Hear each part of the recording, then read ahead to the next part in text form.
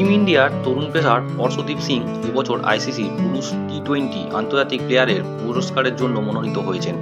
রবিবার আইসিসির তরফ থেকে 2024-এর মনোনীত সর্বশ্রেষ্ঠ প্লেয়ারদের নামের তালিকা প্রকাশ করেছে। সেখানে টিম ইন্ডিয়ার এই পেসারের নামও রয়েছে।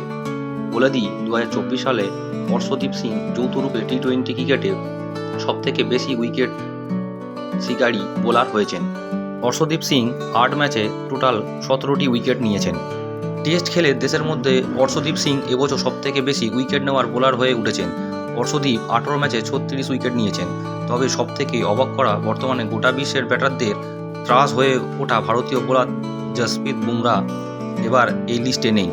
বুমরা 2024-এর টি-20 বিশ্বকাপের ম্যান অব দ্য টুর্নামেন্টও ছিলেন। বুমরা টি-20 বিশ্বকাপে 15টি উইকেট নিয়েছিলেন। আইসিসির এই লিস্টে পাকিস্তানের প্রাক্তন অধিনায়ক বাবর আজমের নামও রয়েছে। টেস্ট খেলিয়ে দেশের মধ্যে বাবর টি-20-তে এবছর সবথেকে বেশি রান করা প্লেয়ার হিসেবে উঠে এসেছেন।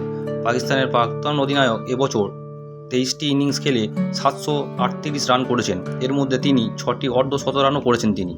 এছাড়াও অস্ট্রেলিয়ার বিধ্বংসী ব্যাটার ট্রাভিস হেডও এই তালিকায় রয়েছেন। হেড 2024 সালে অস্ট্রেলিয়ার হয়ে সর্বাধিক রান করেছেন।